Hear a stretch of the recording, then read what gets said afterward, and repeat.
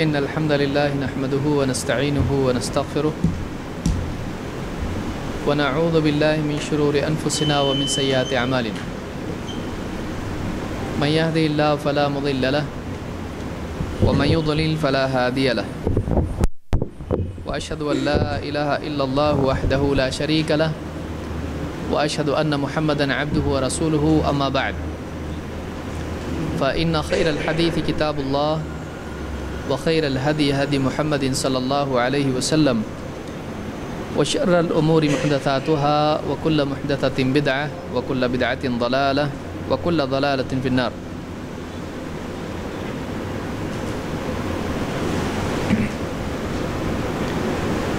پچھلے دروس میں اصول الفقہ کے سلسلے میں اور اصول الفقہ میں جو باتیں ہم کو دیکھنی ہیں، جس میں سب سے پہلی چیز فقہ کے بارے میں ہم نے دیکھا تھا.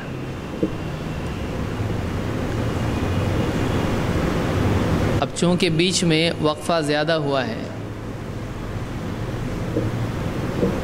اس لیے بہت ممکن ہے بہت سی باتیں اس میں آپ بھول چکے ہوں، لہٰذا مختصراً اس کا اعادہ کرنا ضروری ہے. فقہ کے لغوی معنی کیا ہے؟ اب تھوڑے الفاظ آپ کو دھیرے دھیرے سیکھنا پڑے گا. لغوی، بعض لوگ لغوی پڑھتے ہیں اس کو.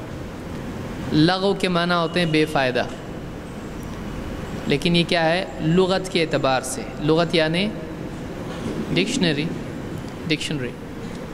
تو لغت کے اعتبار سے کیا معنی ہے، ڈکشنری کے اعتبار سے کیا معنی ہے؟ فقہ کے فہم، سمجھ، یا آپ کہیں گے اس کو گہری سمجھ. کیا تقلید فقہ ہے؟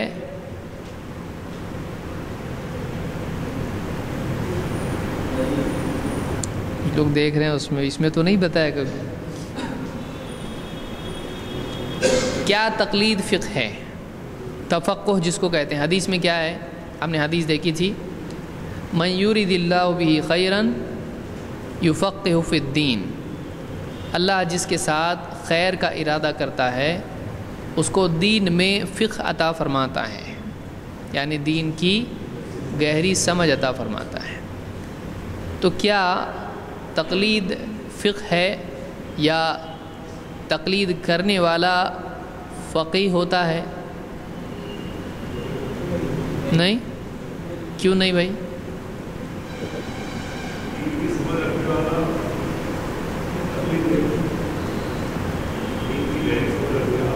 ہاں،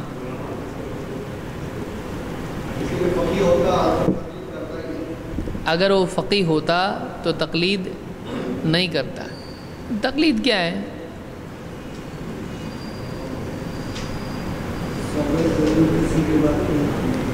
بغیر دلیل کسی کی بات کو ماننا. تو اگر آپ اللہ کے رسول صلی اللہ علیہ وسلم کی بات مانتے ہو بغیر دلیل کے، دلیل نہیں پوچھتے ہو، تو کیا یہ تقلید ہے؟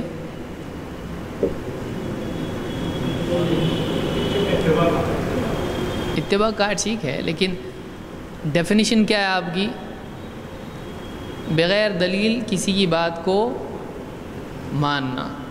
تو اللہ نے حکم دے دیا اقیموا الصلاۃ، آپ نے اللہ کی بات مان لی، تو بغیر دلیل پوچھی اللہ سے، دلیل کیا ہے اس کی؟ پوچھی نہیں، کبھی بھی نہیں پوچھے. تو کیا یہ تقلید ہے یا نہیں ہے؟ بغیر دلیل کے کسی کی بات کو مان لینا تقلید ہے. تو کسی اللہ اور اس کے رسول کی تقلید کر سکتے ہیں، کرنا چاہیے، لیکن علماء کی تقلید نہیں کرنا چاہیے. تو یہ ایک خاموش اعتراف ہے کہ یہ تقلید ہے. ہاں، اتباع نہیں.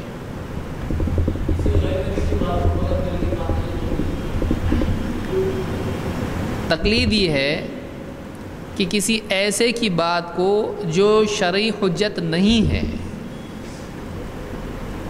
بلا دلیل مان لینا. سمجھا؟ اللہ کی بات شرعی حجت ہے کہ نہیں ہے؟ رسول کی بات اور چچا کی، نانا دادا، کیوں آپ سب کو دوسرے ٹوکرے میں سب کو رد کر دیا آپ نے؟ اللہ اور اس کے رسول کی بات ماننا لازم ہے ہم کو. اللہ اور اس کے رسول کی بات لازم ہے، کیونکہ اللہ معبود ہے اور رسول اللہ کی طرف سے اللہ کی مرضیات بتانے کے لیے بھیجے گئے، جو براہ راست کس کی بات پیش کرتے ہیں؟ اللہ کی بات اپنی طرف سے. وما ينطق عن الهوى ان هو الا وحی یوحی. تو اللہ اور اس کے رسول کی بات ماننا لازم ہے اور حجت ہے. اللہ کی بات حجت ہے، رسول کی بات حجت ہے. لیکن عالم کی بات صحیح بھی ہو سکتی اور نہیں بھی. تو تقلید تفقہ ہے نہیں ہے، اس اعتبار سے کہ تقلید ایک مجبوری کی وجہ سے آدمی کرتا ہے. تقلید ایک مجبوری کی وجہ سے آدمی کرتا ہے. وہ کیا ہے کہ وہ تحقیق کرنے کی صلاحیت نہیں رکھتا ہے، تحقیق ہی نہیں کر سکتے ہیں، تو پھر کیا کر رہا ہے آدمی؟ تقلید کر رہا ہے. اس مسئلے میں کسی ایسے کی تقلید کیا جس کی تحقیق ہے لیکن اس کے پاس تحقیق کی نہ صلاحیت ہے، نہ اس کے پاس مصادر ہیں، نہ اس کے پاس وقت ہے. جیسے ایک آدمی اگر اس کو پانی نہ ملے تو کیا کرے گا؟ وہ تیمم کرے گا. ایک آدمی جس کو حلال گوشت کھانے نہ ملے اور اگر وہ نہیں کھائے گا تو مر جائے گا، تو کیا کرے گا؟ وہ مردار مل گیا گوشت، اس کو تو کھا سکتا ہے کہ نہیں؟ کھا سکتا ہے. تو یہ مجبوری ہے. اصل کیا ہے؟ اصل دلیل کی اتباع ہے. دین میں اصل کیا ہے؟ دلیل کی اتباع. اتبعوا ما انزل الیکم من ربکم، کہ تم اس چیز کی اتباع کرو جو تمہارے رب کی طرف سے نازل ہوئی ہے. تو رب کی طرف سے کوئی شخصیت نازل ہوئی ہے؟ رب کی طرف سے علم نازل ہوا ہے، وحی نازل ہوئی ہے. تو ہم کو اس علم کی اتباع کرنے کا حکم ہے. سمجھ رہے ہیں آپ بات کو؟ اس کو ہم آگے اور زیادہ تفصیل سے انشاءاللہ دیکھیں گے. مستقل اس کے اوپر ایک یعنی کورس ہی ہم لوگ رکھیں گے کہ واقعی تقلید کی شرعی حیثیت کیا ہے. اس طرح سے ہم ایک ایک کر کے درس دیکھیں گے اس کی انشاءاللہ. اور دو جو دلائل اس سلسلے میں دیے جاتے ہیں وہ کیا ہیں، ہمارے دلائل کیا، اور ہم کس بات کے قائل ہیں. تو کیا تقلید فی نفسی ہی حرام ہے؟ نہیں. ایک ایسا آدمی بالکل تحقیق نہیں کر سکتا، آ رہی نہیں اس کو تحقیق کرنا کچھ بھی. ایک آدمی اس کو نہ پڑھنا آتا ہے اور نہ اس کے پاس اتنا وقت ہے اور ابھی ابھی مسلمان ہوا ہے، اور وہ آپ سے بول رہا ہے بھائی نماز کیسے پڑھوں، نماز اقامت ہو گئی. اب کیا بولیں گے آپ؟ ایک کام کرو بخاری لاؤ، بولیں گے آپ کیا بولو گے؟ جیسا میں پڑھتا ویسا تو بھی پڑھ. کیوں؟ اس لیے کہ اب اس کی استطاعت نہیں ہے، اتنا وقت بھی نہیں ہے، اس میں استطاعت نہیں، وہ پڑھ بھی نہیں سکتا ہے. اور تحقیق کے لیے اس کو نہ اصول معلوم، نہ کچھ معلوم، کچھ بھی معلوم نہیں، دلائل بھی اس کے سامنے نہیں ہے، اور اتنا دینے کے لیے وقت بھی نہیں ہے. اگر پڑھاتے بیٹھیں گے وقت نکل جائے گا. تو اب اقامت ہو رہی ہے نماز کی، اب کیا آپ کرو گے؟ جیسا میں کرتا ہوں ویسا تم کرو. لیکن کیا یہ حالت ہمیشہ ہوتی ہے اور ہر ایک کے لیے ہے؟ مدرسے کے شیخ الحدیث ہیں وہ بھی اسی حالت میں ہیں، پڑھنا نہیں آتا، ٹائم بھی نہیں ہے اور استطاعت بھی نہیں ہے. تو کیا اس کی اور اس کی حالت برابر ہے؟ نہیں ہے. قل هل يستوي الاعمى والبصير، کہ کیا اندھا اور آنکھ والا بینا برابر ہو سکتے ہیں؟ نہیں، دونوں کا حال الگ ہے. تو بعض لوگ ان کی حالت لے لیتے ہیں ایسے آدمی کی جو بالکل کچھ نہیں کر سکتا ہے، اندھا بہرا، پڑھنے نہیں آتا، لکھنے نہیں آتا، تحقیق کے لیے ایک بھی کتاب نہیں، بہت غریب اور ٹائم بھی نہیں، مرنے کا وقت آ گیا ایک دم، تو ایسے وقت میں آدمی کیا کرے گا؟ تقلید نہیں کرے گا تو کیا سارے ایسے ہی ہیں؟ سارے اندھے بہرے ہیں؟ مدرسے میں پڑھانے والا بھی اندھا بہرا ہے؟ تو ہر آدمی کی حالت الگ ہوتی ہے، جیسی حالت ویسا شرعی حکم اس پر ہوگا۔ سمجھ میں آ رہا ہے؟ تو اصل دین میں کیا ہے؟ اتباع۔ اللہ اور اس کے رسول کی بات ماننے کو تقلید نہیں کہتے ہیں۔ اللہ اور اس کے رسول کی بات ماننے کو تقلید نہیں کہتے ہیں۔ ایک وجہ بڑی اس کی یہ ہے کہ اللہ نے تقلید کا حکم ہی نہیں دیا ہے۔ سمجھ رہے ہیں؟ کیا اللہ نے تقلید کا حکم دیا؟ رسول نے؟ تو تقلید کا جب حکم ہی نہیں ہے تو کیا اس کے ہم مکلف ہیں؟ جس کا حکم ہی نہیں وہ کرنا ہی نہیں۔ پھر اللہ نے کس کا حکم دیا ہے؟ اتبعوا، جیسے میں نے لفظ کیا، فاتبعونی جیسا دوسری روایت میں آیا ہے۔ تو اتباع کا ہم کو حکم دیا ہے، ہم کو فرما برداری کا حکم دیا ہے، قل اطیعوا اللہ والرسول۔ تو ہم کو طاعت اور اتباع کا حکم دیا گیا ہے۔ حکم مانو اور جیسا کیا ویسا کرو، جیسے رسول نے بتایا ویسا کرو، تو اس کو کہتے ہیں طاعت اور اتباع۔ تو تقلید کا ہم کو حکم نہیں ہے۔ تو اللہ اور اس کے رسول کے لیے تقلید کا لفظ استعمال کرنا قاعدے کی روح سے صحیح نہیں ہے، دلیل کے اعتبار سے اس کا ثبوت نہیں ہے۔ تو دین میں اصل علم کی پیروی ہے، دلیل کی پیروی ہے۔ اور ایک آدمی اگر دلیل کی پیروی کرنے کی استطاعت نہیں رکھتا ہے تب جا کے اس کے لیے تقلید حلال ہوتی ہے۔ سمجھ میں آ رہی بات؟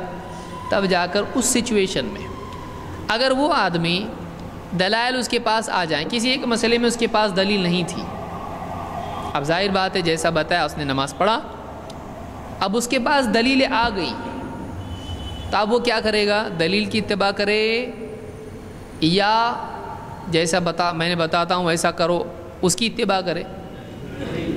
کیوں؟ اصل حکم کیا ہے؟ نماز میں آپ کو قبلہ معلوم نہیں تھا، اب آپ لوگوں سے پوچھ رہے ہیں، کوئی بتانے کے لیے تیار نہیں، یا کسی نے بتا دیا ادھر ہے قبلہ۔ اب آپ ہندوستان میں، اب آپ نے نماز پڑھنا شروع کی، فجر کی نماز یا کوئی نماز دوسری، اور آپ کو نماز کے بیچ میں درمیان میں کسی معتبر ذریعے سے معلوم ہو گیا کہ قبلہ یہاں نہیں ہے، قبلہ یہاں ہے، تو اب کیا کرو گے آپ؟ تو اب آپ نے دل میں گمان کیا تھا کہ یہاں قبلہ ہوگا، آپ پڑھ رہے ہیں، لیکن نماز ہی میں آپ کو کسی نے بتا دیا یہاں قبلہ نہیں ہے، میں جانتا ہوں قبلہ یہاں، اس لیے کہ ایسا۔ تو نماز کی حالت میں آپ کو کیا کرنا پڑے گا؟ اپنے گمان سے، ادھوری تحقیق سے آپ کو واقعی تحقیق کی طرف آنا پڑے گا، دلیل کی طرف آنا پڑے گا، آپ کو قبلہ تبدیل کرنا پڑے گا۔ تو ایک آدمی کے پاس جب تک کہ قطعی علم نہیں ہوتا ہے تب تک کے لیے اس کے لیے گنجائش ہے کہ وہ کسی کی بات مانے، ایسے کی جس کی تحقیق ہے۔ لیکن اگر اس کے پاس تحقیق ہو جاتی ہے، دلیل اس کے پاس ہوتی ہے، تو کیا اب بھی وہ اس کی بات مانے گا؟ اب اس کے پاس کیا لازم ہے؟ دلیل کی اتباع کرنا، کیونکہ اصل دین میں کیا ہے؟ اصل اتباع ہے، علم کی پیروی ہے، اصل تقلید نہیں ہے۔ وہ مجبوری میں مردار کھانے کی طرح ہے، سمجھ لیں آپ، وہ مجبوری میں تیمم کرنے کی طرح ہے۔ یہی بات ابن قیم وغیرہ نے کہی ہے۔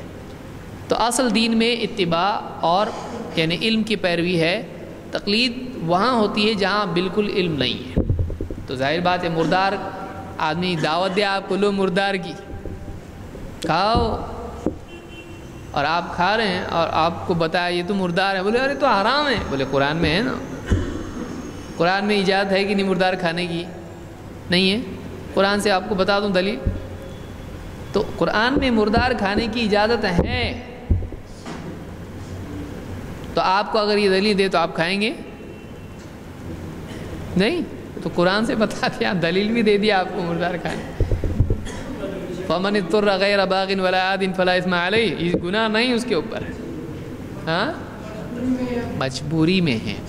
تو جو چیز مجبوری میں ہو اس کو مجبوری کے ساتھ رکھا جائے گا یا عام کیا جائے گا؟ آپ کے پاس یعنی سب کچھ ہے، کھانے کے لیے حلال چیزیں موجود ہیں، اس صورت میں آپ مردار کھا سکتے ہیں؟ نہیں کھا سکتے ہیں۔ یہ فرق یاد رکھیے۔ تو یہ درمیانی چیز ہے، غلو اور تقصیر، افراط و تفریط دونوں کے بیچ میں۔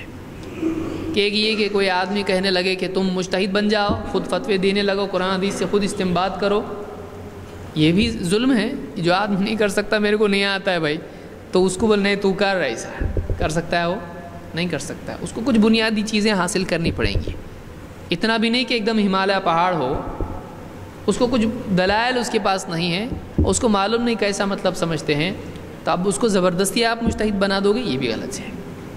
اور دوسرا آدمی وہ ہے جس کے پاس دلیل ہے، اس کو سمجھ میں آ رہا ہے کہ بات یہی ہے، اس کو بھی آپ کہو کہ نہیں تم دلیل کے پیچھے نہیں چل سکتے، تم کو کیا کرنا پڑے گا؟ کسی کے پیچھے چلنا پڑے گا۔ یہ بھی کیا ہے؟ ظلم ہے۔ کیوں؟ اس لیے کہ دلیل کے مقابلے میں کسی کی بات نہیں چلتی ہے۔ ٹھیک؟ تو یہ بات معلوم ہوئی کہ مقلد فقیہ نہیں ہوتا ہے، اس پر فقیہ کا اطلاق نہیں ہوگا۔ وہ ایسی ہوگا جیسے اللہ جس کے ساتھ بھلائی کا ارادہ کرے اس کو تقلید کی توفیق دے دیتا ہے، یعنی اس کو مجبوری دے دیتا ہے کہ اس کو علم کے بغیر کسی کے پیچھے چلنے والا بنا دیتا ہے۔ نہیں، کیونکہ اللہ نے کیا فرمایا؟ قُلْ هَلْ يَسْتَوِي الْأَعْمَى وَالْبَصِيرُ، اے نبی کہو کہ کیا اندھا اور آنکھ والا برابر ہو سکتے ہیں؟ تو اللہ نے ترجیح کس کو دی یہاں پر؟ آنکھ والے کو۔ آنکھ والا کون ہے اور اندھا کون ہے؟ دیکھیے دنیوی اعتبار سے آنکھ کا یہ اندھا ہونا کوئی عیب ہے؟ تو اللہ کی طرف سے اس کی تقدیر میں اللہ نے رکھا ہے، اس کے اوپر جنت بھی اس کو مل سکتی ہے اگر وہ صبر کرے۔ لیکن ایک اندھاپن ہوتا ہے بصیرت اور علم کے اعتبار سے، کہ ایک آدمی یعنی دلیل کے بجائے گمان پر چلنے لگے، جو اس کو صحیح لگتا ہو کرنے لگے، وہ دلیل کی اتباع نہ کرے بلکہ گمانوں کے پیچھے چلنے لگے۔ اور دوسرا وہ ہے کہ جو دلیل کی اتباع کرے اور صراط مستقیم پر ہو، دونوں میں کیا ہے؟ فرق ہے۔ تو قُلْ هَلْ يَسْتَوِي الْأَعْمَى وَالْبَصِيرُ، کہو کہ آنکھ والا اندھا اور بینا دونوں برابر ہو سکتے ہیں؟ نہیں۔ آنکھ والا خود دیکھ کے چلتا ہے، اس کو دکھائی دے رہا راستہ، وہ چل رہا ہے۔ اندھا کیا کرتا ہے؟ اس کو دیکھنے کا ذریعہ اس کے پاس نہیں ہے، وہ کیا کرے گا؟ لاٹھی کا سہارا یا کسی کے کندھے پر ہاتھ رکھ کے چلے گا۔ کیا وہ برا ہے؟ برا ہے ایسا کرنا اندھے کے لیے؟ لاٹھی کے سہارے سے چلنا اور کسی کے کندھے پہ ہاتھ رکھ کے چلنا غلط ہے۔ آنکھ والا ایسا کرنے لگے تو آنکھ بند کر کے لاٹھی لے کے چل رہا ہے، ارے ان کو کیا ہوا؟ کل تو اچھے تھے۔ بولے نہیں، یعنی اندھے لوگ چلتے نا ایسا، کیا صحیح ہے اس کے لیے؟ اس کے لیے برا ہے۔ بھائی تو کیوں ایسے چل رہا ہے؟ اللہ نے تجھ کو آنکھ دی ہے، تیرے پاس دیکھنے کا ذریعہ ہے، تو خود دیکھ کے چل سکتا ہے، پھر بھی تو آنکھ بند کر کے چل رہا، پھر بھی تو لاٹھی کے سہارے چل رہا، تو کیا لوگ اس کو اچھا کہیں گے؟ کیا وہ شریعت کی نگاہ میں اچھا ہے؟ شریعت کی نگاہ میں بھی اچھا نہیں ہے۔ یہ ناشکری ہے کہ اللہ نے آنکھ دی، اس کا استعمال نہیں کر رہا ہے، اور ٹھوکر کھائے گا، دوسرے کو بھی تکلیف دے گا، خود بھی تکلیف میں جائے گا۔ تو فقہ کے بارے میں ہم نے دیکھا کہ فقہ گہری سمجھ کو کہتے ہیں، اور یہ ایک مطلوب چیز ہے۔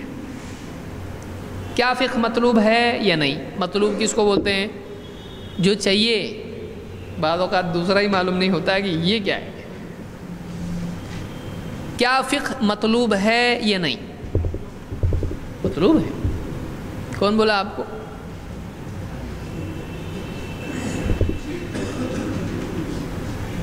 ہم بولے؟ کچھ بھی بولیں گے، ابھی ہم لوگ فری ہے بولنے کے لیے۔ ہاں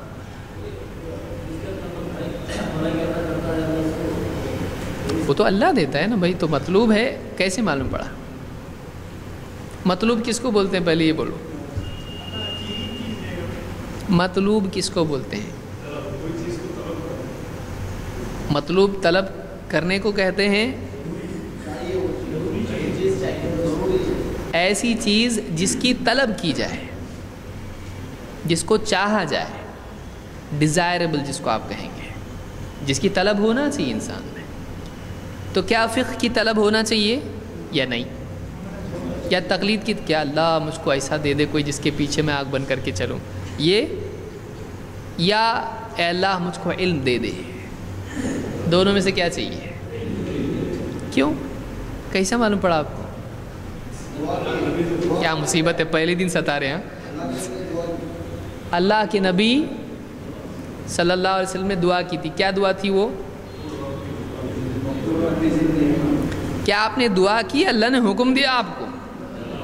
حکم دیا ہے، وَقُلْ رَبِّ زِدْنِي عِلْمًا، یعنی علم کی زیادتی کی دعا کا کیا آ رہا ہے اوپر سے؟ کس کو؟ تو معلوم ہوا کہ علم کی طلب ایک مطلوب چیز ہے۔ تو کیا تقلید علم ہے؟ تقلید کیوں کر رہا ہے؟ آپ کسی سے بھی پوچھو کیوں تقلید کر رہے ہیں، اپنے پاس علم کدھر ہے؟ تو معلوم ہوا تقلید علم کا نام ہے نہیں ہے، وہ علم کے نہ ہونے کی وجہ سے کر رہا ہے۔ اگر علم ہوتا تو تقلید کرتا، علم ہوتا تو تقلید نہیں۔ سمجھ رہے ہیں بات کو آپ؟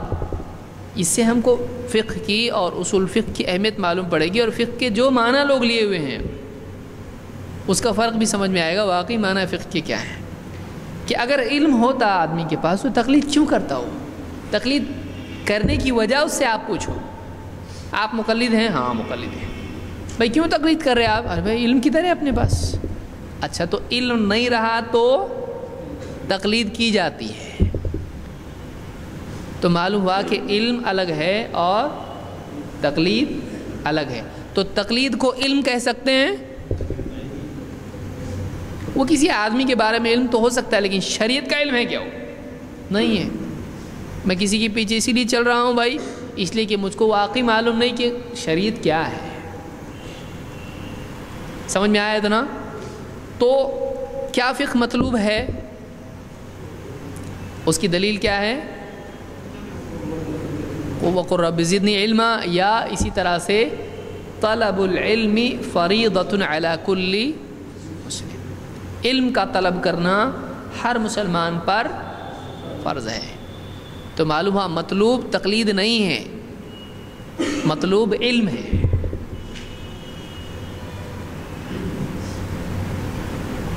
مطلوب کیا ہے؟ تقلید ہے یا علم؟ علم ہے۔ اور علم کیا ہے؟ کہاں کیا چیز کو علم بولتے ہیں آپ؟ بہت زیادہ ڈیپ لے کے جا رہے ہیں، واپس آنے کا راستہ معلوم ہے کہ نہیں؟ ہاں آپ سوچ رہے ہیں۔ دیکھیے کیسے کسی چیز کا تجزیہ کیا جاتا ہے، سمجھ رہے ہیں نا آپ لوگ؟ پہلے سمجھ میں آ رہا ہے کہ نہیں آ رہا ہے آپ کو؟ یہ سب آ رہا ہے کہ علم اور چیز ہے اور تقلید اور چیز ہے۔ تو علم مطلوب ہے، کیا تقلید مطلوب ہے؟ کیونکہ امر تقلید کا ہم کو ہے ہی نہیں، تقلید کا امر ہم کو نہیں ہے، ہم کو علم کا حکم ہے۔ طلب العلم فریضۃ علی کل مسلم، علم کا طلب کرنا ہر مسلمان پر فرض ہے۔ تو علم کہاں سے ملتا ہے؟ کتاب و سنت۔ قرآن میں اللہ نے کیا فرمایا؟ وَيُعَلِّمُهُمُ الْكِتَابَ وَالْحِكْمَةَ، رسول کیا کرتے ہیں؟ لوگوں کو کتاب اور حکمت کی تعلیم دیتے ہیں۔ معلوم ہوا علم وہ ہے جو کتاب و حکمت ہے۔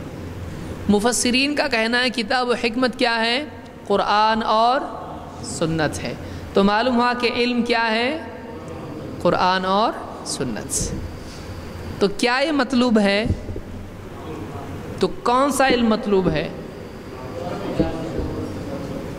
تو قرآن و سنت کا علم حاصل کرنے کا حکم ہم کو ہے۔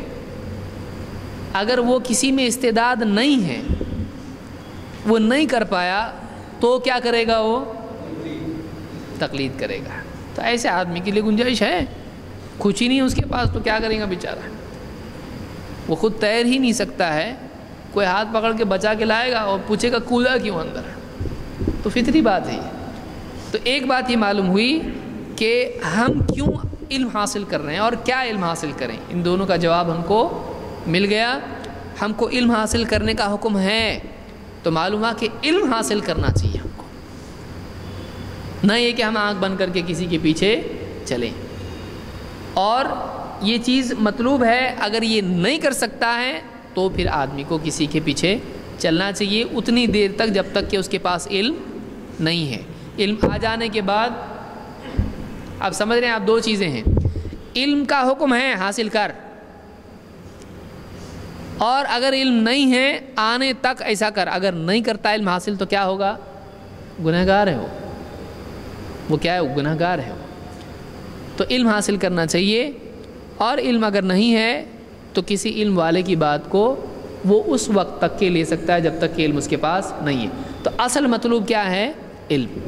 ہاں اگر کسی میں استعداد نہیں ہے ابھی، ٹھیک ہے بھائی حاصل کرنا چاہتا ہوں لیکن یاد ہی نہیں رہتا کچھ، تو ایسا آدمی معذور ہے، یا اتنا مجبور ہے، وہ اتنا مصروف ہے دنیا کے اندر کہ اس کے پاس اگر وہ اس میں لگ جائے گا تو نہیں کر پائے گا، اس کی ذمہ داریاں اتنی زیادہ ہیں کہ وہ نہیں کر سکتا ہے. تو ایسی مجبوری میں صلاحیت نہیں ہے، ان چیزوں میں وہ کسی کی بات مان سکتا ہے جن کا علم اس کے پاس نہیں. لیکن اگر علم آ جاتا ہے تو اب اس کے لیے جائز نہیں ہوگا کہ وہ علم کی بجائے کسی کی بات کو مانے. سمجھ میں آیا؟ کیونکہ اللہ نے کیا فرمایا؟ اتبعوا ما انزل الیکم من ربکم ولا تتبعوا من دونہ اولیاء، کہ تم اللہ کی طرف سے جو نازل ہوا ہے اس کی اتباع کرو. تو معلوم ہے کہ اتباع کس کی جائے گی؟ اللہ کی طرف سے نازل ہونے والے علم کی. سمجھ میں آیا؟ ٹھیک. فقہ کے لغوی معنی کیا ہے؟ گہری سمجھ کی. اور اصطلاح میں فقہ کس کو کہتے ہیں؟ دین کی گہری سمجھ. اور اس کی ایک ڈیفینیشن ہم نے دیکھی تھی جو عام طور سے فقہا یا علماء ذکر کرتے ہیں. کیا ہے وہ؟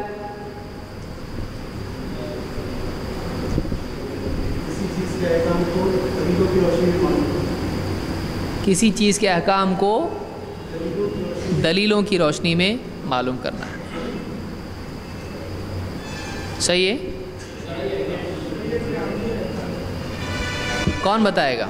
ٹھیک ہے یہ بھی صحیح ہے لیکن جز ہے اس کا. اصل کا معنی نہیں. اصطلاح میں کیا معنی ہے اس کی؟ تعریف کیا ہے اس کی؟ نوٹس میں ہے آپ کے؟ ہاں معرفت. ہاں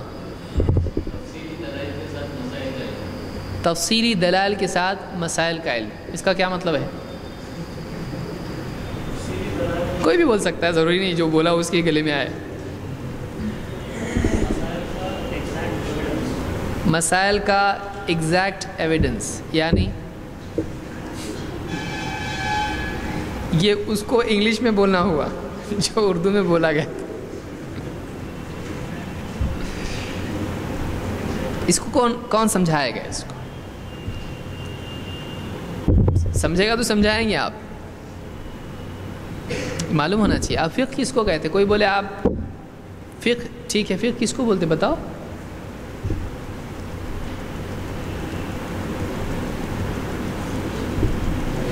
دیکھیے میں اس کی ڈیفینیشن، معرفت الاحکام الشرعیہ العملیہ بادلتها التفصیلیہ. شریعت کے عملی احکام کی معرفت اس کے تفصیلی دلائل کے ساتھ. اب آگے کون سمجھاتا ہے اس کو؟ کون بتایا؟ کس کو سمجھایا ہوں میں اس کو؟ 2 درس ہوئے نا میرے خیال سے، وہ اسی لیے میں مجھ کو لگا تھا کہ ہوگا اسی. ہاں کیا ہم نے کچھ دیکھا تھا اس سلسلے میں؟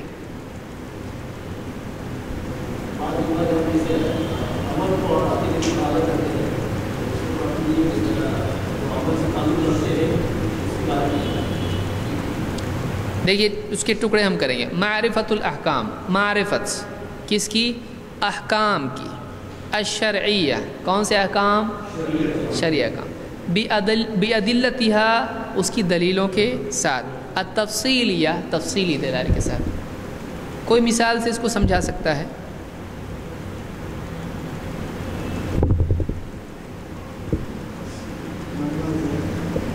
سمپل قربانی. یعنی کیسے؟ مطلب آپ بتائیے کہ فلاں چیز دلیل کے ساتھ بتائیے کیا ہے، مثال بتائیے. फसल्ली लिरब्बिका वन्हर, क्या है ये? इससे क्या हुआ? मतलब अपने को बोलने आना चाहिए, ये देखो ऐसा इसलिए ऐसा, क्योंकि ऐसा, चूँकि ऐसा, तो क्या ऐसा।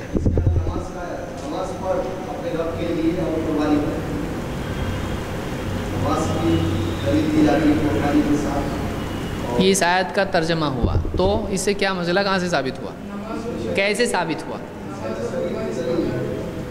नमाज और कुर्बानी सिर्फ, लेकिन आपको कैसा बोलना है,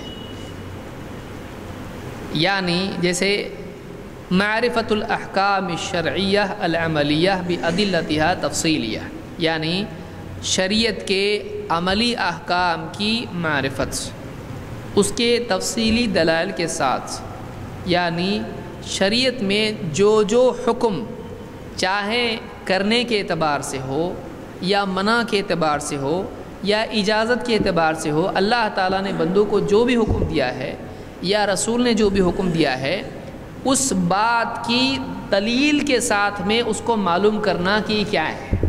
जैसे अल्लाह ताला ने फरमाया फसल्ली लिरब्बिका वन्हर, यहाँ अल्लाह ने हुक्म दिया तो नमाज पढ़, फसल्ली लिरब्बिका अपने रब के लिए, और वन्हर और क़ुरबानी कर। तो इस आयत में अल्लाह ने दो बातों का हुक्म दिया है, एक नमाज पढ़ने का और दूसरा क़ुरबानी का, और मज़ीद यहाँ ये भी हुक्म दिया है कि नमाज और क़ुरबानी दोनों अल्लाह के लिए होनी चाहिए। तो इससे बात मालूम हुई कि नमाज पढ़ना चाहिए और क़ुरबानी करना चाहिए, और दोनों अल्लाह के लिए करना फ़र्ज़ है। समझ में आया? ये तफसीली दलील के साथ में हमने मालूम किया कि शरीयत का एक एक हुक्म जो भी है, ये करो, ये करो, ये करो, तो वो हुक्म उसकी दलील के साथ मालूम किया जाए कि इसकी क्या दलील है। इसको क्या कहते हैं? इसको फ़िक़्ह कहते हैं। शरीयत के अहकाम की तफसीली दलील के साथ मालूम उसको करना, इसका नाम क्या है? फ़िक़्ह है। ठीक, आगे हम लोग बढ़ते हैं। अभी उसूलुल फ़िक़्ह क्या है? जब फ़िक़्ह ये है, उसकी डेफिनेशन ये है, तो उसूलुल फ़िक़्ह क्या है? उसूलुल फ़िक़्ह में दो लफ्ज़ हैं। कितने हैं? दो। अब आपने फ़िक़्ह को देख लिया। फ़िक़्ह किसको कहते हैं? ये मुश्किल है लेकिन आसान होने तक।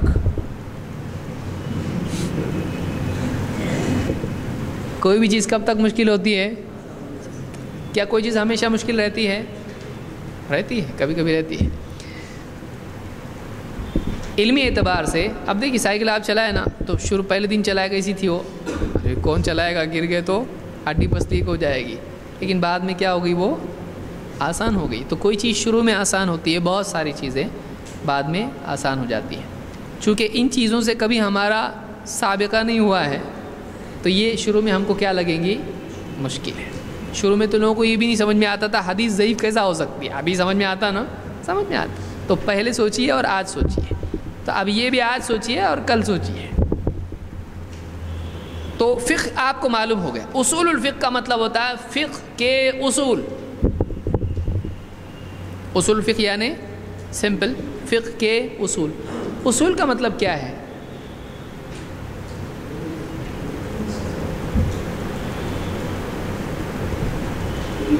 उसूल का मतलब उसूल, किसी चीज़ की असल। तो असल का मतलब क्या है? असल की जमा क्या है? उसूल। और उसूल कई होते हैं और असल, तो असल का मतलब क्या? तो उसूल अपने आप आ जाएगा। जड़ को बोलते हैं असल, पेड़ की जड़। और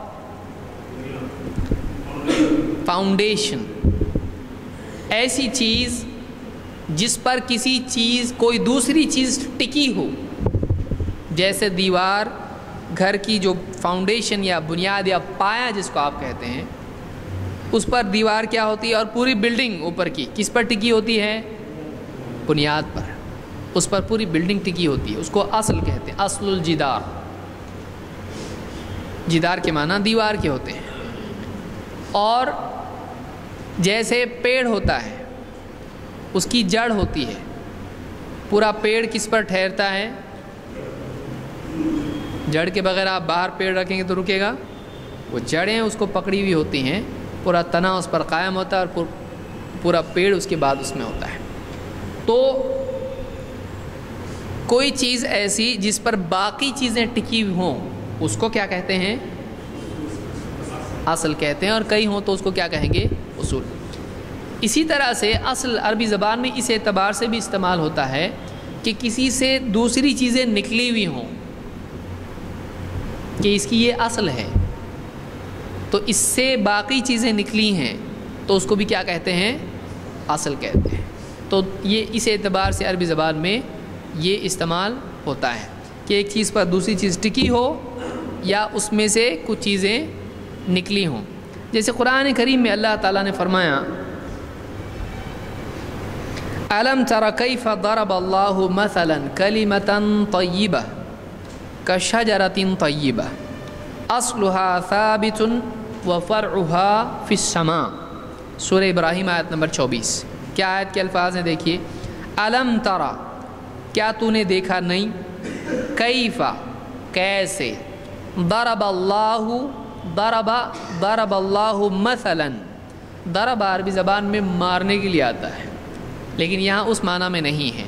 جب وہ مثل کے ساتھ آتا ہے تو مثال بیان کرنا۔ ضرب اللہ مثلا، کہ اللہ نے کیسی مثال بیان کی ہے، کلمۃ طیبۃ، کلمہ طیبہ کی، پاک عمدہ بات کی، یعنی لا الہ الا اللہ۔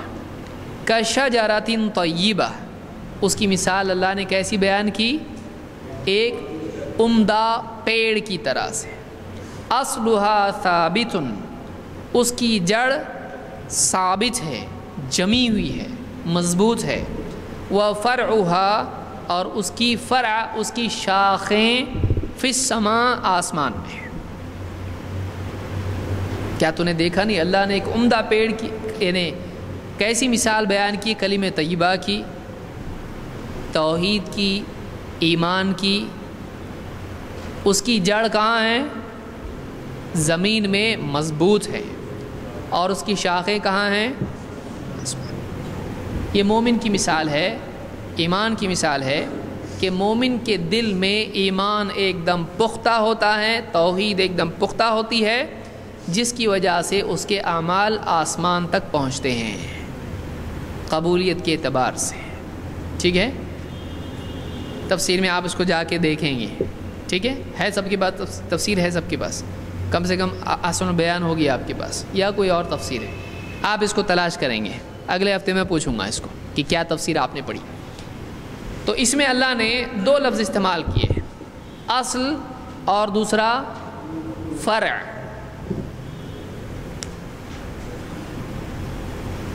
اصل اور فرع، اس کی جمع ہے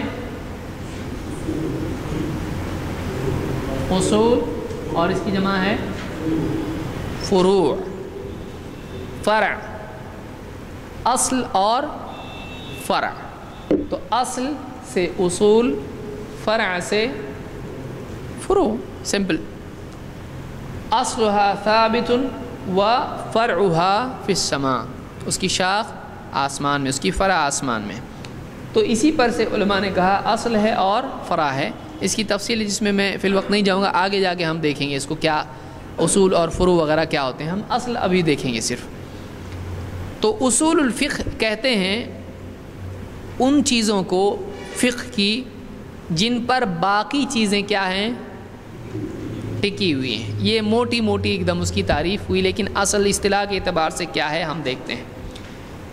شیخ عثیمین کی کتاب ہے الاصول من علم الاصول، اس کا نام یاد رکھیے آپ۔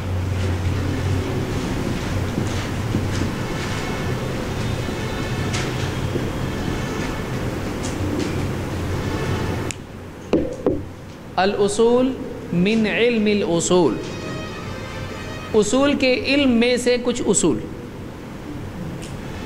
سارے ڈسکس کر سکتے ہیں؟ انہوں نے کہا بہت زیادہ ہے، کچھ میں دے رہا ہوں۔ تو الاصول من علم الاصول، یہ مختصر چھوٹا کتابچہ ہے، اس میں کہتے ہیں اصول الفقہ کی تعریف کیا ہے، ڈیفینیشن کیا ہے، اصول الفقہ کو ڈیفائن کیسے کریں گے ہم؟ کہتے ہیں علم یبحث عن ادلۃ الفقہ الاجمالیہ وکیفیۃ الاستفادۃ منها وحال المستفید۔ آپ کے پاس نہیں ہے اس لیے سنیے اس کو، دیکھیے کیا ہے، لکھنا چاہیں لکھ سکتے ہیں۔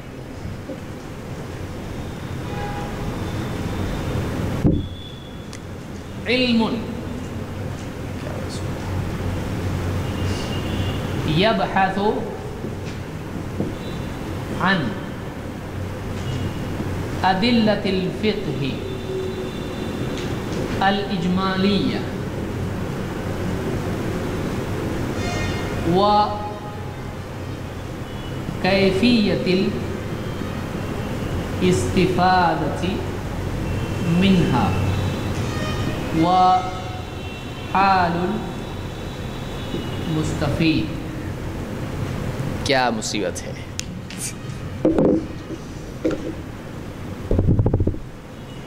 لیکن انشاءاللہ دھیرے دھیرے سمجھے گا، نہیں سمجھا تو سمجھ گیا، ایسا ہوتا ہے نا۔ ایک ایسا علم جس میں بحث، یعنی عربی میں بحث الگ ہوتا ہے، مطلب اردو میں بحث بہت بحث کرتا ہے، وہ بحث الگ ہے۔ عربی میں بحث کا مطلب ہوتا ہے تحقیق کرنا، تلاش کرنا۔ دیکھیے ایک زبان میں مطلب اور ہے، دوسری میں اور، بہت بحث کر رہا ہے یعنی کیا ہوتا ہے ہمارے یہاں پر بہت حجت کر رہا ہے، لیکن عربی میں جب ہم کہیں گے بحث تو اس کا مطلب کیا ہوتا ہے؟ تلاش کرنا، تحقیق کرنا۔ علم یبحث، ایسا علم جو تلاش کرتا ہے، بحث کرتا ہے، تفصیل بتاتا ہے، عن ادلۃ الفقہ الاجمالیہ، فقہ کی اجمالی دلیلیں اس میں دیکھی جاتی ہیں، فقہ کی اجمالی دلیلیں، وکیفیۃ الاستفادۃ منها، وکیفیۃ الاستفادۃ منها، اور جس میں یہ سیکھا جاتا ہے، جس میں ڈسکس کیا جاتا ہے کہ ان سے کیسے استفادہ کیا جائے، ان دلیلوں کا کریں کیا، اس کا پریکٹیکل اپلیکیشن کیسے، اس کی تطبیق کیسے کی جائے، وحال المستفید، اور جو اس سے واقعی استفادہ کرتا ہے اس کے حال کے بارے میں اس کے اوصاف بھی ذکر کیے جاتے ہیں کہ کون یہ کرے۔ 3 حصے اس کے ہیں۔ نمبر 1، اب اس کو ہم سمجھیں گے، ہے ٹائم ہمارے پاس۔ فقہ کی اجمالی دلیلیں، ادلۃ الفقہ الاجمالیہ، فقہ کی دلیلیں کیسی؟ اجمالی۔ اس میں ہم نے کیا لفظ دیکھا تھا؟ اجمالی دیکھا تھا، ہاں فرا نہیں، الاجمالیہ، ایسا کون سا دوسرا لفظ لگ رہا؟ تفصیلیہ۔ اس میں تفصیلی دلیلیں تھیں اور اس میں کیسی ہیں؟ یہ ہم کو سمجھنا ہے، تھوڑا سا ہم اس کو سمجھنے کی کوشش کرتے ہیں۔ دیکھیے 2 جملے میں کہہ رہا ہوں، دونوں کا فرق آپ سمجھنے کی کوشش کیجیے۔ جو بھی حکم اللہ اور اس کا رسول دیں وہ چیز لازم ہو جاتی ہے۔ ایک ہو گیا، کیا جملہ ہے؟ اللہ اور اس کے رسول جس چیز کا حکم دے دیں وہ لازم ہو جاتی ہے، ایک جملہ یہ ہے۔ دوسرا جملہ ہے نماز لازم ہے کیونکہ اللہ اور اس کے رسول نے اس کا حکم دیا ہے۔ اب دونوں کی دلیل، جو حکم اللہ اور اس کا رسول دیں وہ لازم ہو جاتا ہے۔ قل اطیعوا اللہ اور رسول فإن تولوا فإن اللہ لا يحب الکافرین، کہو حکم مانو اللہ کا اور اس کے رسول کا، اور اگر وہ منہ پھیر کے چلے جاتے ہیں، بات نہیں مانتے ہیں، انکار کرتے ہیں، تو اللہ انکار کرنے والوں کو اللہ کافروں کو پسند نہیں کرتا ہے، تو جو حکم اللہ اور اس کا رسول دیں اس کو مانو، اس کی فرما برداری کرو۔ اس سے کیا بات معلوم ہوئی؟ اللہ اور اس کے رسول کا ہر حکم کیا ہوتا ہے؟ لازم ہوتا ہے، نہیں مانے تو کیا ہو جاتے؟ کافر ہوتے ہیں۔ کون سا حکم؟ کوئی خاص حکم بتا رہے ہیں یہاں پہ؟ اجمالی ہے، اس میں اجمال ہے، ڈیٹیل ہے، اس میں ڈیٹیل نہیں ہے، اس میں ڈیٹیل نہیں ہے۔ تو اجمالی دلیل سلسلے میں بحث کس میں ہوتی ہے؟ اصول الفقہ میں۔ لیکن اب یہاں ہم نے کیا دیکھا؟ اللہ نے فرمایا اقم الصلاۃ لدلوک الشمس الی غسق اللیل وقرآن الفجر۔ یہاں پر اللہ نے کیا؟ اقم الصلاۃ لدلوک الشمس، دلوک الشمس سورج کا ڈھل جانا، ڈھلنا غروب ہونا نہیں ہوتا ہے، ڈھلنا یعنی ڈھل جانا، یعنی کون سا وقت ہے وہ؟ ظہر کا ڈھلنا، سر پہ سے ڈھلنا، تو وہ ظہر کا وقت ہے۔ تو اللہ نے نماز کے قائم کرنے کا حکم دیا۔ تو یہاں پر ایک خاص حکم ہے، اور وہاں پر کس حکم کے بارے میں بات ہو رہی تھی؟ وہاں یہ بتایا جا رہا تھا حکم دیے تو ماننا پڑتا ہے، یہاں کیا بتایا جا رہا ہے؟ یہ حکم ہے، سمجھ میں آ رہا ہے؟ تو اس آیت کا تعلق اصول الفقہ سے ہے، جو کچھ رسول اور اللہ اور اس کے رسول کا حکم ہے مانو، اس آیت کا تعلق کس سے ہے؟ اصول الفقہ سے ہے۔ اور اس آیت کا تعلق فصل لربک وانحر جیسے ہے، اقیم الصلاۃ وآتوا الزکاۃ، یہ کس سے ہے؟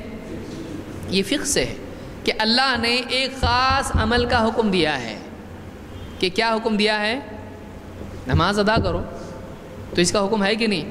تو ایگزیکٹلی ایک عمل کا حکم ہے، لیکن یہاں پر ایک عمل کا حکم نہیں ہے، بلکہ ایک اصول دیا جا رہا ہے کہ جو بھی اللہ اور اس کا رسول کہے مانو، اور کیا مانو یہ نہیں کہا جا رہا ہے، لیکن وہ حکم ہو گیا کہ ان کی ماننا ہے، لیکن کیا مانو؟ کون سا حکم؟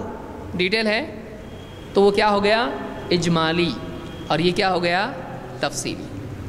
یہاں آپ بول سکتے ہیں کون سا حکم؟ تو جواب ملے گا آپ کو ہر حکم، جو بھی حکم۔ تو کوئی ایک خاص چیز بتا سکتا ہے آپ کو؟ کوئی نہیں۔ لیکن یہاں پر بول سکتے ہیں آپ کون سا حکم، تو آپ کو بتایا جائے گا کہ نہیں؟ نماز۔ اس میں پوچھ سکتے ہیں آپ کہ اللہ اور اس کے رسول نے کہا کہ اللہ اور اس کے رسول کا حکم مانو، تو کوئی حکم ہے کیا اس میں ذکر کیا گیا ہے کیا؟ تو آپ بولو کہ کوئی حکم بتایا نہیں گیا، بس ایک ہی حکم یہ ہے ان کی بات مانو، تو اجمالی طور پر بتا دیا گیا ہے، سمجھا؟ اور یہاں پر تفصیلی طور پر ایک خاص چیز ہے کہ نماز اور قربانی، تو یہ تفصیلی ہے اور یہ کیا ہے؟ اجمالی۔ تو اجمالی کا تعلق اصول الفقہ سے ہوتا ہے، اور تفصیلی کا تعلق کس سے ہوتا ہے؟ فقہ سے ہوتا ہے، سمجھا؟ نہیں سمجھا؟ کیا سمجھا؟ تو ایک بات تو یہ معلوم ہوئی کہ فقہ کا تعلق تفصیلی دلائل سے ہوتا ہے، ہر عمل کے بارے میں۔ نماز فرض ہے کہ نہیں؟ جواب آپ کو کہاں سے ملے گا؟ آپ کو فقہ میں ملے گا، نماز ایسی یہ حکم اللہ کا ہے، یہ حکم اللہ کا ہے، اس سے اللہ نے منع کیا ہے، اس سے رسول نے منع کیا ہے، یہ کر سکتے ہیں، یہ نہیں کر سکتے ہیں، تو یہ کہاں ملے گا آپ کو؟ فقہ میں۔ لیکن کیا چیز کر سکتے ہیں؟ کیسے معلوم ہوتا ہے کوئی چیز کر سکتے ہیں کہ نہیں؟ کیسے معلوم ہوتا ہے کون سی چیز لازم ہے نہیں؟ کیسے معلوم پڑے گا کون سی چیز حرام ہے نہیں؟ اس میں کسی ایک چیز کا نام آ رہا ہے؟ اس میں ایک اجمالی طور پر اصول بتایا جا رہا ہے، کیسے معلوم کریں کون سی چیز فرض ہے، کیسے معلوم کریں کون سی چیز حرام ہے؟ تو یہ کس میں ڈسکس ہوگا؟ نماز فرض ہے کہ نہیں ہے، یہ کہاں آئے گا؟ فقہ میں آئے گا، سمجھا؟ تو اعمال کے تفصیلی دلائل فقہ میں ہوتے ہیں، لیکن کون سا عمل کیا حیثیت رکھتا ہے یہ کس میں دیکھا جاتا ہے؟ اصول فقہ میں۔ یعنی ہم کیسے معلوم کریں کون سی چیز لازم ہے، کون سی چیز حرام ہے، کون سی چیز جائز ہے نہیں ہے؟ کیسے معلوم پڑے گا جائز کیسے بولنے کا کسی چیز کو؟ مثال کے طور پر ایک مثال دیتا ہوں آپ کو۔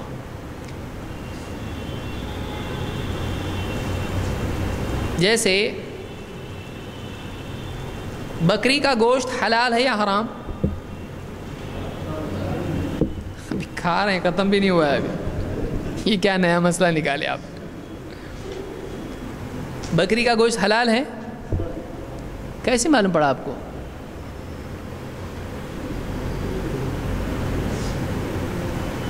بچپن سے کھا رہے اس لیے معلوم ہے. کیسے معلوم پڑا؟ ہاں, قرآن میں اللہ نے کہا بکری کا گوشت کھاؤ. سورہ انعام میں کہاں ہے, کیا ہے بتائیے؟ ہے لیکن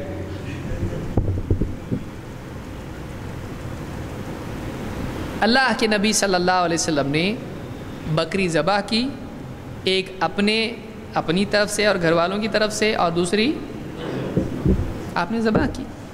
اور آپ نے صحابہ کو کہا کہ تم اپنی قربانی کا جو گوشت ہے وہ 3 دن سے زیادہ مت رکھو.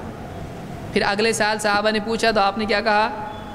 کھاؤ, کلو, کہا نا, وتصدقوا وادخروا, کہ کھاؤ اور اس میں سے صدقہ بھی کرو اور سنبھال کے بھی رکھو. اس زمانے میں فریج نہیں تھا, آج اس کا اپلیکیشن زیادہ پاورفل ہے. سنبھال کے رکھو, فریج میں رکھ رہے ہیں. تو آپ نے یہاں کیا کہا؟ قربانی کا گوشت. تو معلوم ہوا کہ بکری کا گوشت کیا ہے, کھا سکتے ہیں, کیونکہ آپ نے کھانے کے لیے کہا ہے یہاں پر. تو یہ ایک تفصیلی چیز ہے. لیکن ہم اصول الفقہ میں کیا کرتے ہیں کہ کوئی چیز لازم کب ہوتی ہے, یہ کب ضرورت پڑتی ہے. آپ کوئی آدمی بولے کیوں اتنا زیادہ آپ ڈیپ میں جا رہے ہیں, خام خواہ کی مصیبت بلا کیوں گلے میں مول لے رہے. جو کچھ ہے اس کو جیسا نبی نے کیا ویسا کرنا ہے, بس ختم. اس میں اصول اور یہ کون سی چیز کب لازم ہوتی ہے نہیں ہوتی ہے, کیا ہے, کیا ضرورت ہے اس کی. اگر ایسا کوئی سوچے تو آپ کیا کہہ سکتے اس کو؟ اصول فقہ کی ضرورت کیا ہے بھائی؟ خالی فقہ کافی نہیں آپ کے لیے. یہ حلال, یہ حرام, ایسا ویسا, بس ختم ہو گیا. آپ کو کیا ضرورت ہے کون سی چیز کب حلال ہوتی ہے, کون سی چیز کب لازم ہوتی, کون سی چیز کب منع ہوتی ہے؟ ضرورت ہے کیا اس کی ضرورت ہے؟ تو کیوں ضرورت ہے اس کی؟ ہاں, اصل سے اس کی نسل آئے گی. آپ کیسا ایکسپلین کرو؟ کوئی آدمی اگر آپ کو آرگیو کرتا ہے, کیونکہ یہ دیکھیے یہ ڈسکشن ہے ہمارا, اس میں آپ کو میں پڑھا دوں یہ کتاب میں ایسا لکھا ہوا ہے, سب پڑھ کے سنا دوں تو فائدہ ہے اس میں, واقعی فائدہ اس کا نہیں ہوگا. آپ کو مطلب 4 طریقے سے سوچنا چاہیے اس کو, چاروں اینگل سے دیکھنا چاہیے اس کو کہ واقعی یہ کیوں کر رہے ہیں ہم لوگ. کیونکہ آدمی کے لیے واقعی سمجھداری یہ ہے کہ میں یہ کیوں کر رہا ہوں اس کو معلوم ہو. اتنا علم ضروری ہے کہ نہیں؟ کر رہا, بس کر رہا. یہ اس کا نام کیا ہے؟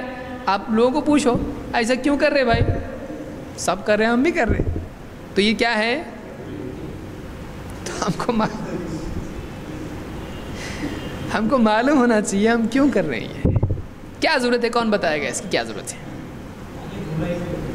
ہاں, تاکہ گمراہی سے بچیں. یہ اجمالی جواب ہوا, اصولی جواب ہوا. یہ تفصیلی جواب کیا ہے اس کا؟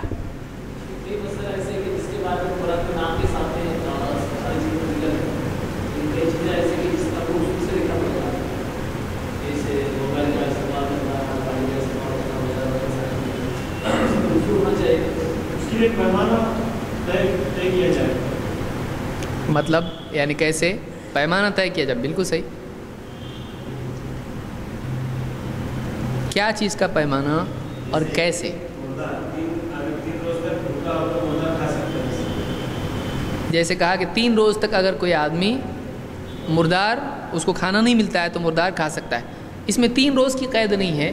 اگر اس کو لگتا ہے کہ وہ مر جائے گا, اگر نہیں تو پہلے دن بھی اگر اتنا بھاگا ہے وہ جنگل میں کہ ایک دم اس کو پورا ڈرین ہو گیا, اس کا جسم کی طاقت ختم ہو گئی, اور ایسا لگتا ہے کہ اگر نہیں تو پیٹ ایک دم پھٹ جائے گا یا کچھ بھی ہو جائے گا, اس کو مر جائے گا.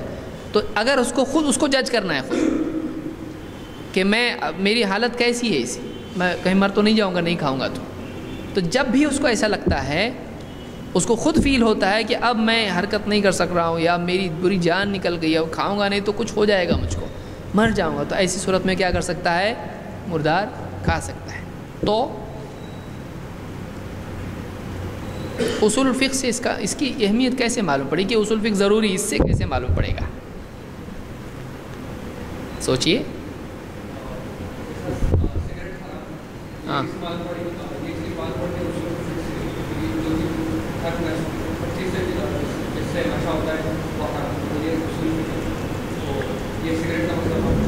اب یہ ایک نیا مسئلہ کھڑا کر رہا ہے کہ کیا سگریٹ میں نشہ ہے. جم برابر جم شرابی ہوتا سگریٹ پی کے کچھ بھی بول رہا ہے آدمی. وہ ایک الگ چیز ہے کہ یہ مسکر ہے یا نہیں ہے، یہ ایک الگ چیز ہے.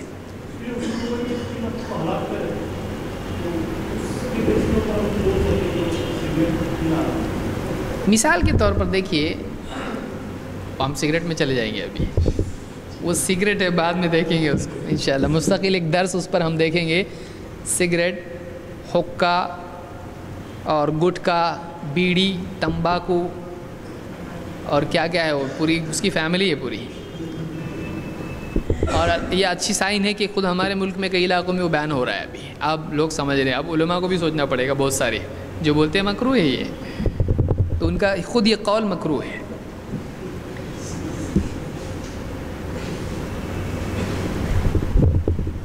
تو اصول الفقہ میں مثال کے طور پر ایک آدمی ہے، اس نے کوئی حدیث پڑھی. ابھی دوسرا حصہ بھی اس میں ہم دیکھیں گے، وہ کیفیت الاستفادۃ منہا، وہ کیفیت الاستفادۃ منہا، کہ جو دلائل ہیں مختلف، ان دلائل سے کیا مطلب لیا جائے.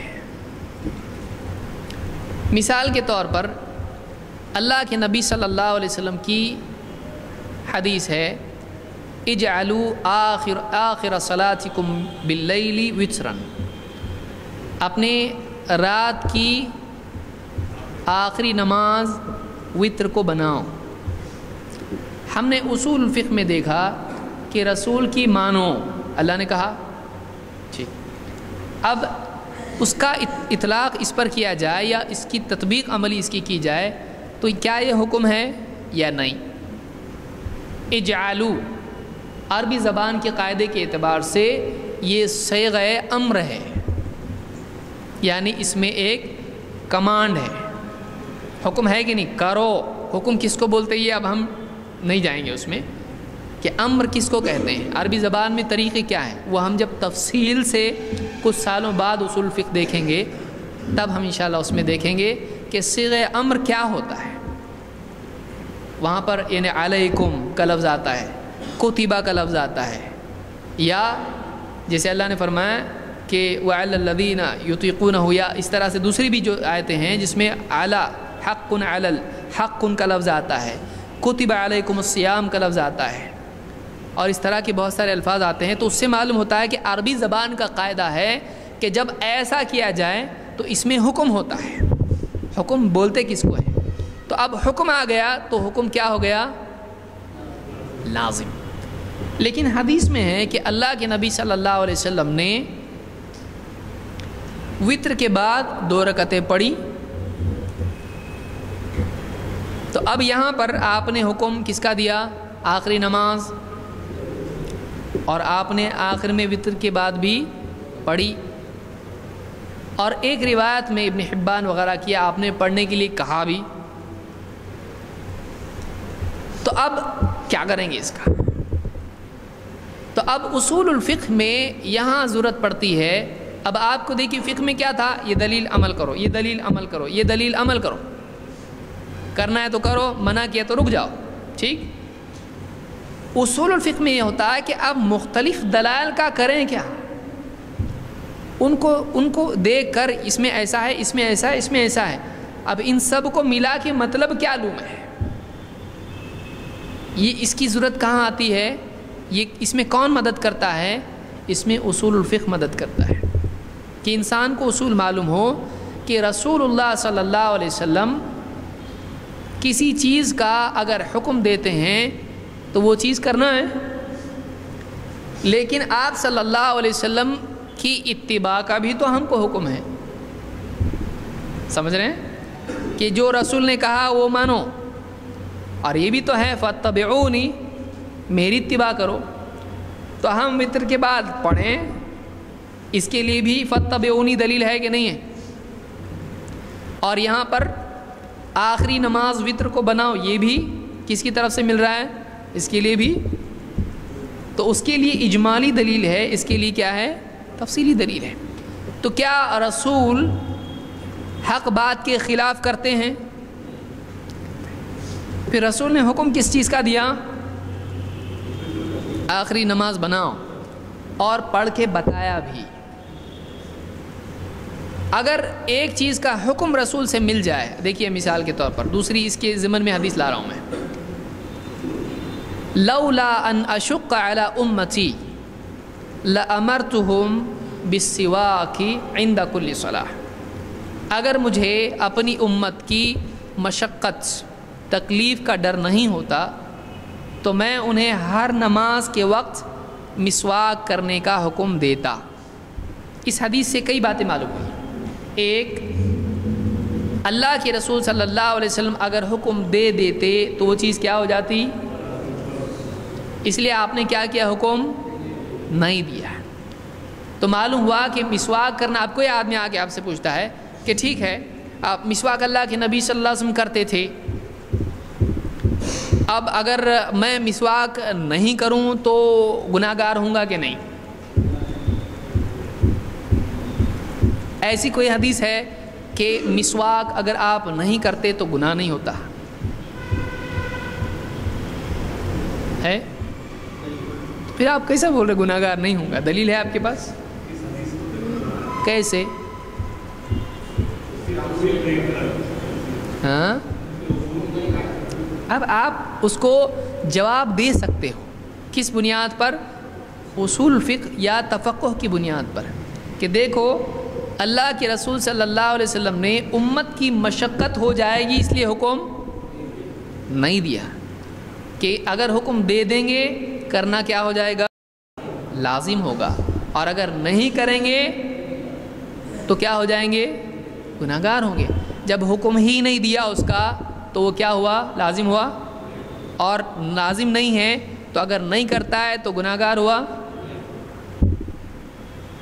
تو اصول الفقہ کے اعتبار سے آپ کو جب معلوم تھا پہلے سے کہ رسول کا حکم کیا ہوتا ہے؟ لازم ہوتا ہے. لیکن اگر حکم نہیں دیے تو کیا ہوتا ہے؟ لازم. حکم نہیں دیے تو لازم ہوتا کیا؟ نہیں ہوتا ہے. حکم نہیں ہے تو لازم بھی نہیں ہوتا ہے. تو جب گناہ گار ہوگا یا نہیں یہ پوچھا جائے تو آپ کے پاس اگر اصول ہی نہیں تو آپ فیصلہ کر سکو گے کیا؟ اب کبھی ایسا ہوگا کہ ایک مسئلے میں آپ سے سمپل سوال پوچھے کہ بھائی گناہ گار ہوگا کہ نہیں ہوگا، آپ نے ایک حدیث دیکھی اس میں اصول آپ کو معلوم ہے، اس کے اعتبار سے آپ نے جواب دیا. حکم لازم ہوتا ہے، حکم نہیں ہے تو لازم بھی نہیں ہے، تو آپ نے جواب دے دیا، لازم نہیں، گناہ گار بھی نہیں. لیکن کبھی دلائل کیا ہوتے ہیں؟ آپ صلی اللہ، اور ایک مثال اسی کے پیرلل، اللہ کے نبی صلی اللہ علیہ وسلم نے عورت کے بچے ہوئے پانی سے وضو کرنے سے منع کیا. آپ بولیں یہ کیا مصیبت؟ نہیں، اب تک تو یہ معلوم نہیں تھا. اصول فقہ چھوڑو، یہ پہلے بتاؤ ہم کو. نہا عن فضل طہور المرأة، ابو داؤد، نسائی وغیرہ حدیث کی کتاب میں آپ کو ملے گا کہ آپ نے عورت کے بچے ہوئے پانی سے وضو کرنے سے منع کیا، مت کرو. اب یہ مت کرو کمپلسری مت کرو ہے یا مت کرو؟ دونوں بھی ہو سکتا ہے. کیسے ہیں؟ کیونکہ آپ کوئی چیز منع کرتے یا کوئی چیز حکم دیتے ہو تو حکم کبھی کبھی کمپلسری حکم ہوتا ہے، کبھی کبھی ایسا ہوتا ہے کہ ایسا کر، فلاں دکان ڈال دے، اچھا ہے، تو یہ کمپلسری حکم ہے؟ نہیں ہے، ارشاد ہے، یہ رہبری کے طور پر آپ نے کہا. اب یہاں آپ نے حکم دیا یا منع کیا عورت کے بچے ہوئے پانی سے وضو کرنے سے. ایک دوسری حدیث میں ہم کو ملتا ہے اللہ کے نبی صلی اللہ علیہ وسلم آئے گھر میں حضرت میمونہ رضی اللہ تعالیٰ عنہ کے ہاں غالباً، اور آپ نے پانی دیکھا، آپ نے پانی سے وضو یا غسل کرنے کا ارادہ کیا. آپ کی بیوی محترمہ نے کہا کہ اے اللہ کے رسول، اس پانی سے میں نے غسل کیا ہے اور میں جنابت سے تھی، وکنت جنبا. یعنی مجھ پر غسل ضروری تھا، فرض غسل تھا، اور وہ پانی بچا ہوا ہے، تو معلوم ہے ان کو بھی یہ بات معلوم تھی عورت کے بچے پانی سے، تو ایک بات یہ معلوم ہوئی کہ وہ پہلا ہے، یہ بات کا ہے۔ آپ نے جواب میں کیا کہا؟ پانی جنوبی نہیں ہوتا ہے، پانی جنوبی یعنی تیری جنابت اس پانی پر نہیں آئی اور آپ نے اس پانی کو استعمال کیا، تو اب آپ کیا کریں گے؟ کیا ہے اس میں ایک سیف طریقہ یہ نکالا جا سکتا ہے۔ منع کس کو کیے؟ امت کو، اور اللہ کے نبی صلی اللہ علیہ وسلم نے اس سے وضو یا غسل جو بھی کرنا تھا کیے۔ آپ کا معاملہ الگ ہے اور امت کے لیے الگ ہے۔ اگر کوئی آدمی یہ کہتا ہے تو کیا صحیح ہے؟ نہیں، کیوں نہیں؟ جو حکم امت کو ہوتا ہے وہ اپنے نبی کو بھی ہوتا ہے۔ اس کی دلیل؟ ہاں، اس لیے کہ آپ خود حکم دے رہے ہیں کہ مت کرو، تو آپ کے لیے حکم کیسا ہوا؟ وہ دوسروں کو حکم دے رہے ہیں، یعنی ویسا ہوا جیسے یہ چیزیں اٹھا کے ادھر رکھو، تو آدمی بولیں گے تم بھی رکھو نا، کیوں؟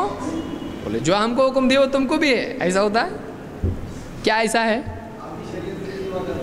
آپ بھی شریعت کی اتباع کرتے ہیں، صحیح ہے۔ ہاں، دیکھتے ہیں اس میں کیا نکلتا ہے۔ ہاں ہاں، اللہ کے نبی صلی اللہ علیہ وسلم نے یہاں یہ نہیں کہا میرا معاملہ تم سے الگ ہے۔ دیکھیے اور ایک مثال ہم دیکھتے ہیں۔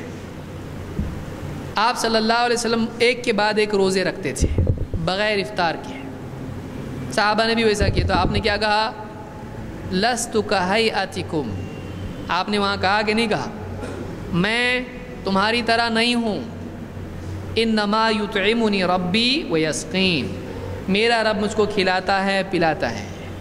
تو آپ نے یہاں کیا کہا؟ تم میری طرح، تو آپ نے بتائیے میرے لیے ہے، تمہارے لیے نہیں ہے یہ۔ تو جہاں بتانا تھا آپ نے بتایا، یہاں بتایا کیا؟ یہاں نہیں بتایا۔ آپ نے کیا کہا؟ ایسا کہا یہ میرے لیے الگ ہے، آپ نے کہا۔ آپ نے جواب میں کہا پانی جنوبی نہیں ہوتا ہے، میرے لیے، کس کے لیے؟ کسی کے لیے بتایا آپ نے؟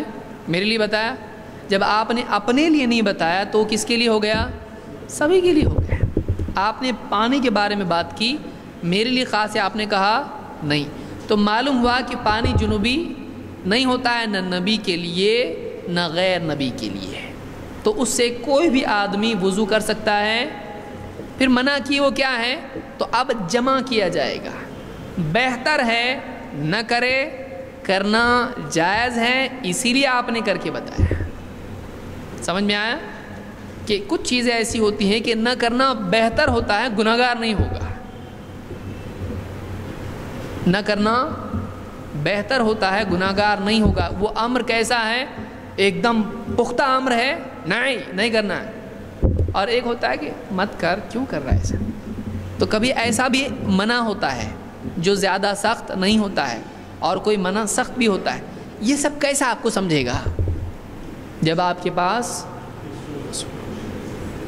تو یہاں منع کے اعتبار سے حدیث تھی، اور جو پہلا کیس اپنا تھا وہ کون سا تھا؟ وطر کا، وہ حکم کے اعتبار سے تھا۔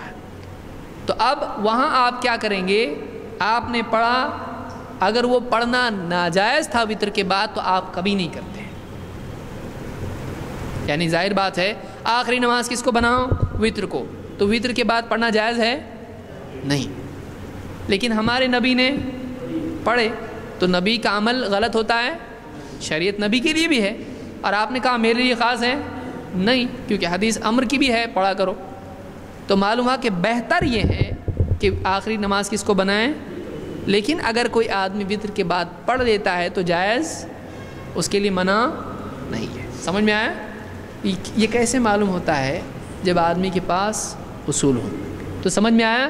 اصول الفقہ میں ایک تو یہ کہ ہم کو معلوم ہوتا ہے ہم اس میں کس چیز کے بارے میں گفتگو کرتے ہیں؟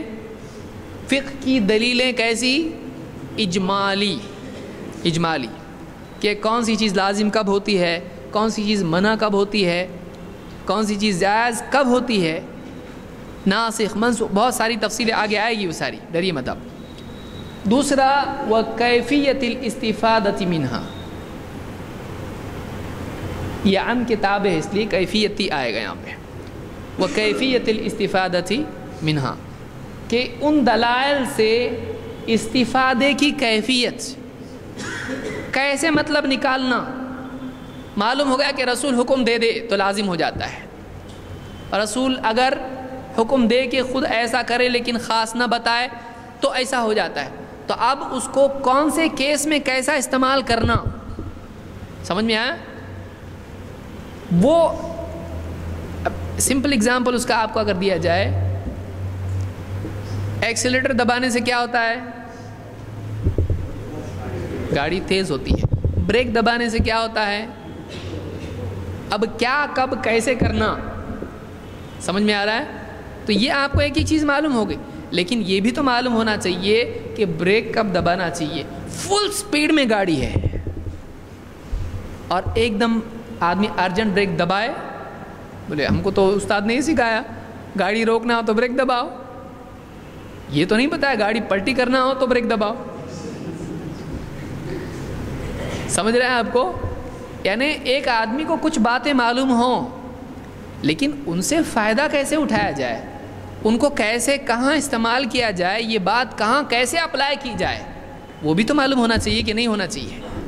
جیسے گاڑی چلانے کا معاملہ ہے، دبانا ہے بھاگے گی آگے، روکنا ہے بریک دباؤ، لیکن اس کا اپلیکیشن کب ہے؟ بہت تیز ہے تو نہیں، تھوڑا سلو بریک مارنا پڑتا ہے۔ یہ کیسے کون سا اصول استعمال کیا جائے، اس کی عملی تطبیق کیسے کی جائے، اور مختلف دلائل میں جمع، ترجیح اور نسخ وغیرہ کے کیا معاملات ہیں، یہ بھی کس میں ہوتا ہے؟ کہ اگر دلیلیں ٹکرائیں، دلیلیں اگر بظاہر ان میں تعارض ہو، ٹکراتی، جیسے ہم نے 2 مثالیں دیکھی ابھی، تو کیا کریں گے آپ؟ اب آپ کے لیے سمپل اصول تو یہی تھا کہ حکم دیا تو کرو، منع کیا تو رک جاؤ، لیکن اس کے بالمقابل کیا ہو رہا تھا؟ حکم دیا آخری نماز بناؤ اور اس کے برخلاف نبی کا عمل بھی ہے، اب کیا کریں گے؟ آخری نماز بنائیں گے یا اس کے بعد پڑھنا بھی جائز ہے، پڑھ بھی سکتے ہیں۔ اب آپ کو سمجھ میں نہیں آ رہا کہ یہ بھی ہے یہ بھی ہے، تو بہت سارے لوگ کیا کرتے ہیں، یہ حدیث میں جانے کو ہی نہ کو، حدیث کے میدان میں ہی نہیں جائیں گے۔ کیوں ایسا ہوتا ہے؟ اصول الفقہ معلوم نہیں ہونے کی وجہ سے۔ اگر آپ کو اصول فقہ معلوم ہے، آپ مختلف دلائل سے جمع کر کے مطلب لے سکتے ہو، سمجھ میں آیا؟ مختلف دلائل جمع کر کے آپ مطلب لے سکتے ہو۔ تو یہ کس طرح ہوتا ہے؟ وہ کیفیت الاستفادۃ منہا، کہ اصول فقہ میں یہ بھی کہا جاتا ہے، یہ بھی سکھایا جاتا ہے کہ مختلف دلیلوں سے اور اصولوں سے کیسے مطلب لیا جاتا ہے، کنکلوژن پہ، نتیجے پہ کیسے پہنچتے ہیں۔ خالی دلیلیں جان لینا حیرانی بھی ہو جاتی ہے۔ مقصود کیا ہے؟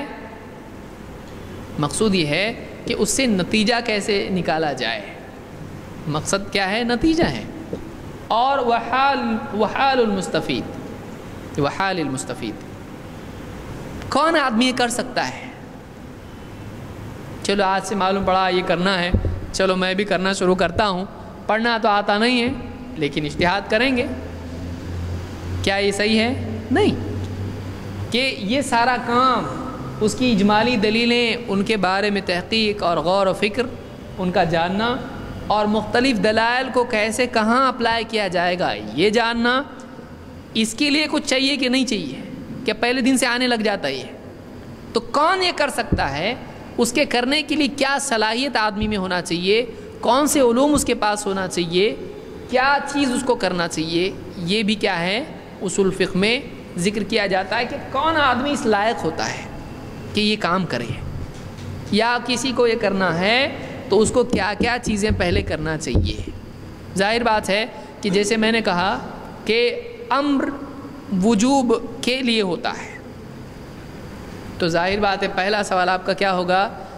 امر کس کو کہتے ہیں اور وجوب کس کو کہتے ہیں اور امر کے الفاظ کون سے ہوتے ہیں.